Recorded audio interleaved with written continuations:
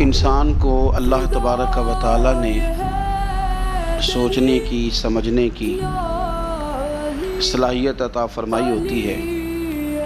کچھ لوگوں کو مالک کریم اپنے فضل کے ساتھ علم کی دولت عطا کرتا ہے۔ اللہ تعالیٰ فضل اور احسان فرمائے تو کچھ لوگوں کو اللہ تعالیٰ مالی طور پر بھی وسعت عطا فرما دیتا ہے۔ کچھ لوگ ایسے ہوتے ہیں جنہیں اللہ تعالیٰ قوت اور طاقت عطا کرتا ہے، کچھ کو حسن و جمال کی نعمت سے بہرہور فرماتا ہے، لیکن یہ سارا کچھ اللہ کی عطا ہے۔ جب تک انسان ان چیزوں کو اپنے مالک کی عطا سمجھتا ہے تب تک وہ تشکر کرتا ہے،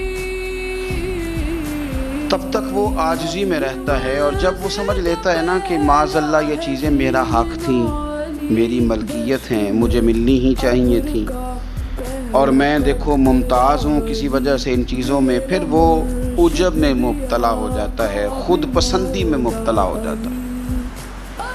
پھر نہ صرف یہ کہ وہ ناشکری کرتا ہے بلکہ بہت سارے مقامات پر وہ اپنے رب کریم کی معاذ اللہ نافرمانی بھی کر جاتا ہے۔ اپنی زندگی کے اندر کبھی بھی ایسا رویہ اختیار نہیں کرنا چاہیے کہ اپنی زبان سے اپنی تعریف کرنی پڑے۔ اہل خیر پر کبھی یہ نوبت نہیں آتی کہ انہیں خود سے بتانا پڑے کہ میں بڑا نیک ہوں، میں نمازی ہوں، میں عبادت گزار ہوں، میں سخی ہوں، خود انہیں اظہار کرنا پڑے۔ دیکھیے، اگر آپ کے اندر کوئی خیر پائی جا رہی ہے تو اس کا اجر بندوں سے تو لینا نہیں، اجر تو اللہ کی بارگاہ سے حاصل کرنا ہے۔ تو پھر بجائے اس کے کہ انسان اپنی نیکیاں گننی شروع کرے، انسان اپنی خوبیوں پر اترانا شروع کرے، انسان اپنی خیر کے کام بتانا شروع کرے، کیا یہ اچھا نہیں کہ وہ قبولیت کی دعا کرے؟ کیا یہ بہتر نہیں کہ وہ عرض کرے مالک جو میں نے تیری بارگاہ میں نذرانہ پیش کیا ہے تو اسے قبول ہی فرما؟ بجائے اس کے کہ وہ تکبر میں آئے، اسے اللہ تعالیٰ کی خفیہ تدبیر سے ڈرنا چاہیے۔ اللہ تعالیٰ نے قرآن مجید میں انسان کی اس نفسیات کا ذکر کیا ہے، اور لوگوں کے اس بات کو اللہ تعالیٰ نے سورہ نجم کے اندر اس طرح بیان کیا ہے، فرمایا فَلَا تُزَكُّوا أَنفُسَكُمْ، اپنے آپ کو ستھرا نہ بتاؤ، اپنی پاکیزگی کا خود بیان نہ کرو۔ فرمایا هُوَ أَعْلَمُ بِمَنِ اتَّقَىٰ، اللہ بہتر جانتا ہے پرہیزگاروں کو، اسے پرہیزگاروں کی زیادہ خبر ہے۔ تم نہ بتاؤ کہ جب سے بڑا ہوا ہوں نماز نہیں چھوڑی، تم نہ بتاؤ کہ میں بہن بھائیوں کو میں نے ہی پالا ہے، تم نہ ذکر کرو کہ فلانے کو روٹی میں نے کھلائی، تم یہ بات نہ کرو کہ فلاں آدمی کے ساتھ میں نے نیکی کی تھی۔ ہوا اعلم بمن اتقى، اللہ کو بہتر پتہ ہے متقی کون ہے۔ یہ چیزیں اجر والی ہیں، یہ اللہ پہ چھوڑ دو، تم اپنی زبان سے ذکر نہ کرو ورنہ عجب میں مبتلا ہو جاؤ، ورنہ تم ایسی آفت میں آ جاؤ گے جو تمہیں کمزور کر دے گی۔ ہمارے ہاں تیزی سے لوگوں کے اندر عجب آیا ہے، خود پسندی آئی ہے، لوگ 2 4 5 دفعہ اپنے آپ کو اچھا کہتے ہیں، دوسروں کے ساتھ تقابل کرتے ہیں، پھر وہ اس کو طے کر لیتے ہیں کہ میں واقعی دوسروں سے اچھا ہوں، میرے اندر واقعی کچھ خوبیاں زیادہ پائی جاتی ہیں، مجھے واقعی فلاں بزرگ بڑا پیار کرنے لگ گیا، میرا واقعی نام زیادہ ہو گیا ہے۔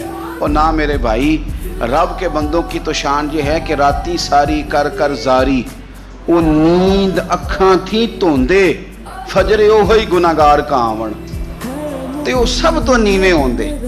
اللہ کے بندے کا تو یہ کام ہے کہ عاجزی، انکساری، عجز، وہ قبولیت کی دعا کرے، کسی عجب میں مبتلا نہ ہو، کسی خود پسندی کا شکار نہ ہو۔ حضرت سیدہ عائشہ صدیقہ رضی اللہ تعالیٰ عنہ قربان جائیں ہماری اماں کے، کیا انداز تربیت ہے، اور کیا اللہ نے انہیں معرفت کا نور عطا فرمایا ہے۔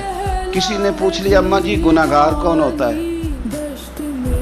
خاموشی چھا گئی۔ سیدہ طیبہ طاہرہ حکمت کے موتی بکھیرنے لگی، اماں جی گناہگار کون ہوتا ہے؟ تو فرمانے لگی وہی تو گناہگار ہوتا ہے جو اپنے آپ کو نیکوکار سمجھتا ہے، جس نے طے کر لیا نا میں نیک آدمی ہوں، پرہیزگار آدمی ہوں، میں بڑا اچھا ہوں، نمازی ہوں، حاجی ہوں، صوفی ہوں، درویش ہوں، حلال کماتا ہوں۔ یہ جس نے گمان کر لیا نا کہ میں ہی تو ہوں پگڑی کے نیچے چھپا ہوا، میں ہی تو ہوں جس کے چہرے پر داڑھی آئی ہے تو نورانیت بڑھ گئی ہے، میں ہی تو ہوں جو وقت پر مسجد آیا تھا، میں ہی تو ہوں جس نے آگے بڑھ کے سب سے پہلے خیر کا کام کیا، فرمایا جس نے کہا نا میں نیک ہوں وہی تو ہے جس نے گناہگاری کو قبول کر لیا ہے۔ تو میرے بھائی کبھی بھی کسی بھی مقام پر خود پسندی کا شکار نہ ہوں۔ خود پسندی کا، ایک تو اپنی رائے کو کبھی آخری رائے نہ سمجھیں۔ میں اکثر دوستوں سے کہتا ہوں وہ جی میں نے کہا تھا تو میری مانی نہیں گئی، تو میں نے کہا ہم نے تو آپ سے مشورہ مانگا تھا، ہمیں پتہ ہی نہیں تھا آپ حکم دے رہے ہیں۔ تو مشورے کی بات ہو رہی تھی، یہ تو پتہ ہی نہیں تھا کہ جناب جو ہیں وہ کہتے ہیں مستند ہے میرا فرمایا ہوا، مشورہ دیں۔ رائے قبول بھی کی جا سکتی ہے آپ کی اور رائے رد بھی کی جا سکتی ہے۔ لیکن نا احد کے میدان میں حضور کی رائے اور تھی، صحابہ کی رائے اور تھی، رسول پاک علیہ السلام نے ان کی رائے کو قبول کیا، فرمایا ان کے جذبات کا خیال کرنا۔ آپ مہربانی کریں اتنی خود پسندی کا شکار نہ ہوں کہ جو میں نے کہہ دیا ہے تو میری مانی نہیں گئی لہذا سب غلط ہے۔ آپ دوسرے کو موقع دیں۔ جنگ خندق کے موقع پر بڑے بڑے کبار صحابہ کی رائے اور تھی کہ باہر نکلنا چاہیے، باہر نکل کے لڑنا چاہیے، حضرت صدیق اکبر جیسے لوگ، حضرت عمر فاروق، مولا علی جیسے لوگ۔ لیکن حضرت سلمان فارسی رضی اللہ تعالیٰ انہوں نے کہا حضور مدینے میں رہتے ہیں، خندق کھودتے ہیں، تو رسول پاک نے باقی سب کی رائے کو چھوڑا، جناب سلمان فارسی کی رائے کو قبول فرمایا۔ مہربانی کریں، ہمارے ہاں اختلاف اس لیے بڑھ گیا کہ ہم بڑے خود پسند ہیں، ہم بڑے سیانے ہیں، میری بات نہیں مانی لہذا میری چھٹی۔ بڑی بڑی جماعتیں ٹوٹ جاتی ہیں، بڑے بڑے ادارے فلاپ ہو جاتے ہیں۔ کیوں؟ کہ ہمیں اپنی رائے بڑی عزیز ہو گئی ہے، ہم اپنی بات چھوڑنے کو تیار نہیں ہوتے۔ کچھ لوگ ایسے ہیں جنہیں اللہ عقل دیتا ہے، عقل خالص خدا کا فضل ہے۔ آپ یقین کریں بہت سارے پڑھے لکھے لوگ بھی سیانے نہیں ہوتے، ڈگری ہوتی ہے شعور نہیں ہوتا۔ اللہ تعالیٰ کچھ لوگوں کو معاملہ فہمی دیتا ہے۔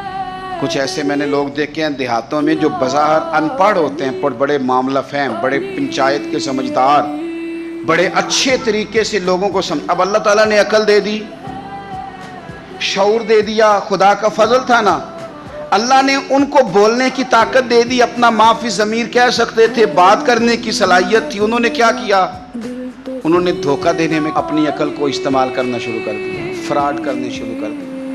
انہوں نے کہانیاں سنانی شروع کر دی تو اماں کو بھی کہانی سنا گئے، ابا جی کو بھی کوئی کہانی سنا کے نکل گئے، حتیٰ کہ اپنے مرشد کو بھی کہانی سنا دی، کوئی نہ کوئی سٹوری سنا کے نکل گئے، استاد کو بھی کہانی۔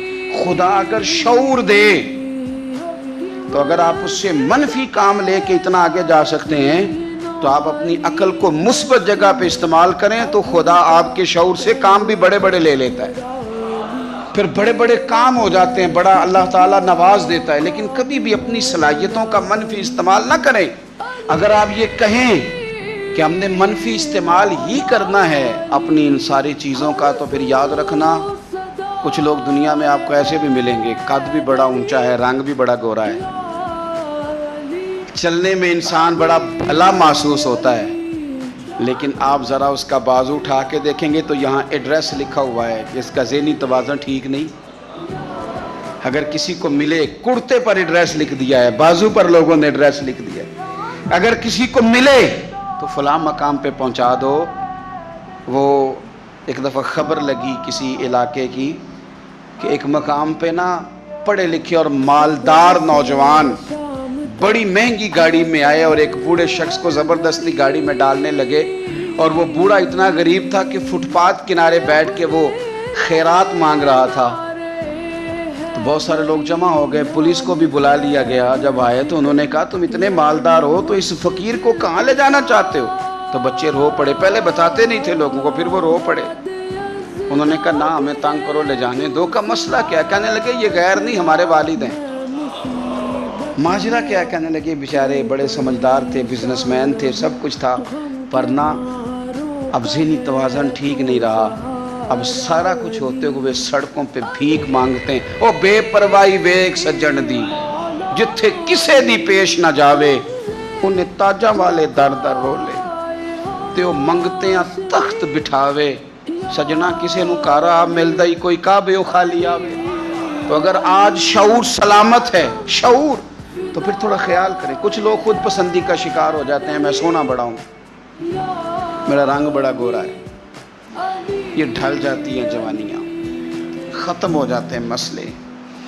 یہ خدا معاف کرے تو چند لمحوں چند مہینوں کی بیماریاں چھین کے لے جاتی ہیں وجود کی طاقتیں.